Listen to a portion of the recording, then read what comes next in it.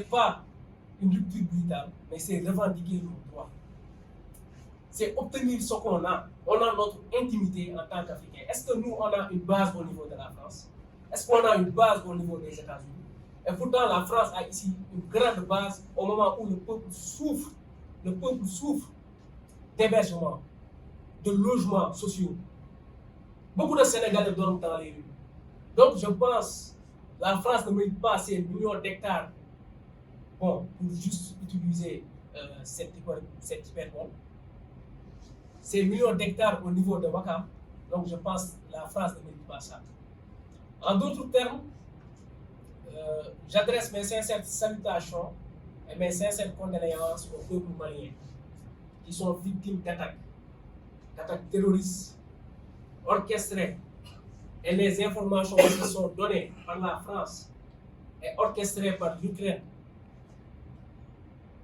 Le 27 juillet, cette attaque s'est déroulée à Tinzaouaten, dans une zone au Mali. Il y avait beaucoup de soldats qui ont péri là-bas. Donc, à cet instant, l'ambassadeur de l'Ukraine au Sénégal a pris l'engagement de prendre ses responsabilités et de dire aisément que l'Ukraine est derrière tout ça. Et pourtant, il continue à séjourner ici. Récemment, le Premier ministre a dit on ne va pas attaquer le Mali en passant du moins par le Sénégal. Donc, il faut être parfois actif par rapport à nos positions et être idéologiquement fort. C'est facile de se dire panafricain, mais c'est un peu difficile d'agir en tant que panafricain. Donc, il faut que le président et son premier ministre s'ouvrent à nous, acteurs de la société civile et panafricains. Donc, cette attaque, nous, en tant qu'acteurs de la société civile, comme je l'ai précisé, organisations panafricaines, nous le dénonçons et nous adressons nos sincères condoléances au peuple malien qui sont frères pour nous. Et nous, et le Mali, ça ne date pas d'aujourd'hui. Ça date depuis la Fédération du Mali, depuis l'Empire du Mali, depuis l'Empire du Ghana. Nous étions tous un peuple. La France ne peut pas nous diviser.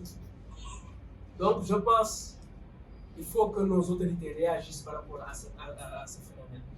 Ce front, peut-être, a comme début ce nom, mais on a d'autres buts à faire. Et j'ai oublié quelque chose. Nous allons nous rendre le lundi, Inch'Allah. Nous allons nous rendre au niveau de l'ambassade de l'Ukraine pour protester l'expulsion de l'ambassadeur de l'Ukraine du Sénégal. Donc, nous vous invitons, vous, en tant que presse, en tant que rediffuseur de voix, nous vous invitons. Et en passant encore une fois sur le front, nous sommes un front qui, comme son nom l'indique, exige non seulement le retrait des bases militaires françaises, mais aussi le retrait des forces étrangères sur le plan militaire, surtout, je répète encore une fois, surtout sur le plan militaire. Nous ne voulons pas de partenariat militaire. Les partenariats économiques aussi sont à revoir. Donc je pense qu'on a été clair.